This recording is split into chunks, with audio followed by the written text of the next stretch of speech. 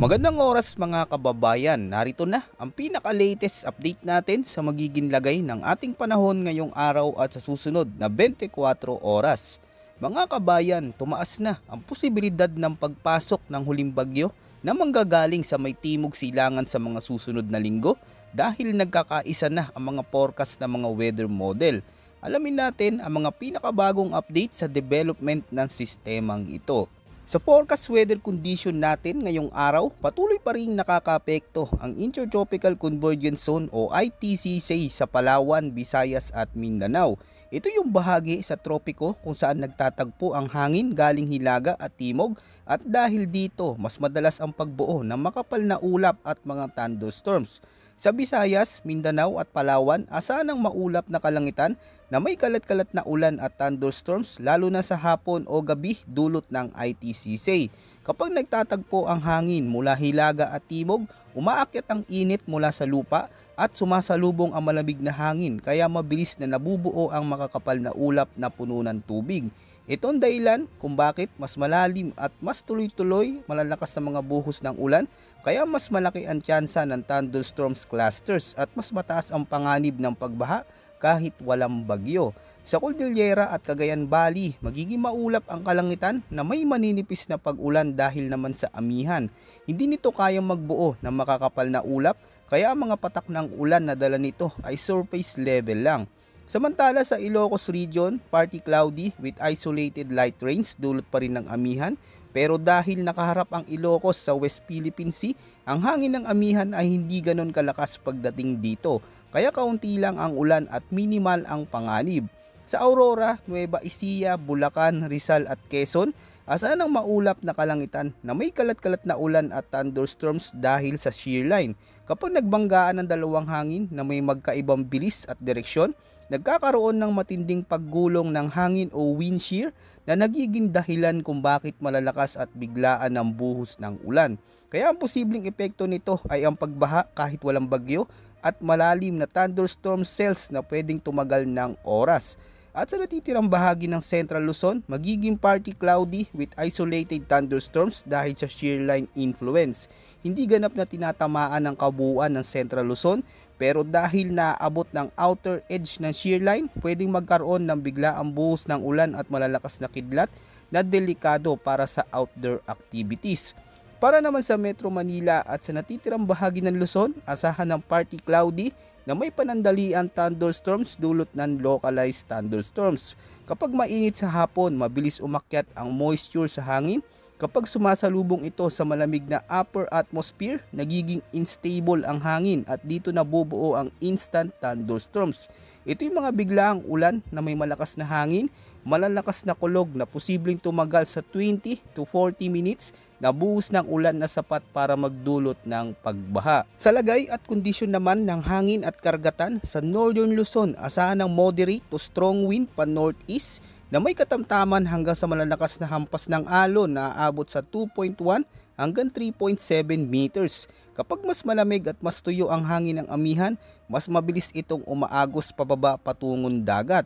Ang pagbilis ng hangin na ito ang dahilan kung bakit lumalakas ang alon, kaya delikado ito para sa maliliit na bangka at sa mga naglalayag na walang radar at stabilizer. Kaya limitaan o iwasan muna ang paglalayag lalo na kung maliit na sasakyan pandagat. Sa Visayas at Mindanao, iiral ang light to moderate na bugso ng hangin pa east to northeast na may slight to moderate na taas ng alon na abot sa 0.6 to 2.1 meters. Bagamat safe condition para sa malalaking barko at ferry, pero dapat mag-ingat ang gumagamit ng pump boat operators, inter-island fishing vessels at sa mga naglalayag malapit sa bukas na dagat o eastern seaboard. Samantala sa nalalabing bahagi ng Luzon, asahan ng light to moderate na ihip ng hangin pa northeast na may taas ng alon na abot sa 1.2 hanggang 2.1 meters. Dahil mas malayo sa core ng amihan ang rehiyon, hindi ganun kalakas ang hangin ngunit sapat para magdulot ng banayad hanggang katamtamang pag-alon. Kaya mag-ingat pa rin dahil posible magdulot ito ng unstable na biyahe para sa mga small fishing boats. Ngayon, update naman tayo sa posibleng bagyo na pumasok sa mga susunod na araw o linggo. Ayon sa inilabas na Tropical Cyclone Threat Forecast ng Pag-asa mula November 14 hanggang November 20, Walang nakikitang tropical cyclone-like vortex sa loob ng Pag-asa Monitoring Domain. Ibig sabihin, mababa ang tsansa ng pagbuo ng bagyo para sa unang linggo. Gayunpaman, kahit walang bagyo, hindi ibig sabihin ay ligtas na tayo. Sa ngayon ay patuloy pa ring umiiral ang Intertropical Convergence Zone o ITCZ na siyang nagdadala ng mga makakapal na ulap, pag-ulan at madalas na biglaan thunderstorms sa malalaking bahagi ng Visayas, Mindanao at ilang bahagi ng Mimaropa. Pagsapit naman ng week 2, November 21 hanggang November 27, nakikita sa modelo ng Pag-asa ang paglitaw ng isang TCLV o Tropical Cyclone-like Vortex sa southeastern portion ng PAR at inaasang tatawid ito ng Mindanao maging sa Visayas at Southern Luzon. Ngunit mababa ang posibilidad na ito'y maging ganap na bagyo.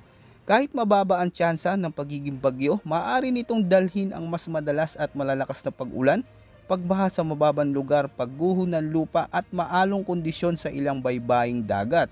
Kung susuriin ang galaw ng atmosphere gamit ang iba't ibang global models, yung mga advanced na ginagamitan natin ng visualization, lumalabas na dominanteng pattern pa rin ang amihan at ang ITCZ. Sa kombinasyon ng dalawang ito, nagiging masungit ang panahon sa gitna at timog ng bansa habang mas malamig at maaliwalas naman sa hilaga. Pero pagdating ng November 24, may napapansin tayong kakaiba. Sa bandang silangan may nakita ang mga modelo na pag-ikot ng hangin o isang disturbance na unti-unting bumubuo ng mas organisadong ulan habang gumagalaw patimog kanluran. Kapag umiikot ang hangin sa isang lugar at nagsisimulang mag-ipon ng ulap, iyon ang unang hakbang sa pagbuo ng bagyo. Habang gumagalaw ito patimog kanluran, iniihip naman ng amihan mula hilagang silangan. Parang tinutulak nito pababa ang disturbance kaya hirap itong umakyat papuntang Luzon kung sakasakali. Pero dahil malayo pa, marami pang pwedeng mangyari. Pwedeng lumakas, humina o lumihis. Kaya ang pinakamalaga ngayon, tuloy-tuloy na pagmomonitor natin. Ayon naman sa Google DeepMind Forecast, makikita ang napakaraming tuldok sa modelo. Ang bawat tuldok na nakikita natin ay nagpapakita ng forecast track ng posibleng bagyo. Kapag maraming tuldok ang magkakapareho ng direksyon, ibig sabihin mas mataas na ang posibilidad na ganun na nga ang mangyayari.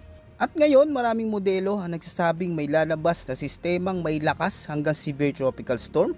Hindi man ito sobrang lakas gaya ng typhoon pero sapat na para magdala ng malawakang ulan at posibleng biglaang pagbaha sa mga apektadong lugar. Pagdating naman sa direksyon nito, meron tayong nakikitang mga senaryo. Una, dahil nga malapit ito sa Mindanao route, ang sistema ay posibleng pumasok malapit sa Eastern Mindanao. Pagkatapos tatawid pa kanluran, magdadala ng tuloy-tuloy na ulan sa Caraga, Davao at Sorsogon. Mataas ang tsansa ng flash floods lalo na sa mga ilog at kamundukan. Habang ang pangalawang senaryo naman ay sa may Visayas crossing, posibleng daanan ng Summer Leyte, tumawid patungo Cebu, Negros at Panay at magdulot ng malalakas na ulan kahit hindi ganun kalakas ang hangin. Ito ang klase ng sama ng panahon na biglang nagdudulot ng baha. Lahat ng ito ay posible at wala pang final pero sapat na para bigyan tayo ng advance warning. Tandaan mga kababayan, marami ng beses na may mga lugar na hindi binabaha pero isang hindi inaasahang buhos lang biglang lubog na ang mga lugar. Tulad na nangyari sa Cebu, hindi malakas ang bagyo, hindi sila sanay na binabaha pero nasorpresa ang lahat sa flash flood. Ganito ang paalala sa atin ng panahon, hindi kailangan malakas ang bagyo para makapinsala ng malaki. Kaya habang papalapit ang November 24 at unti-unting nabubuo ang disturbance sa silangan, ang pinakamainam na gawin ay maghanda, magmonitor at huwag maging kampante. Mga kababayan, tandaan kahit wala pang direktang banta sa ngayon, mahalagang manatiling alerto at handa at huwag kalimutang mag-ingat mga kababayan.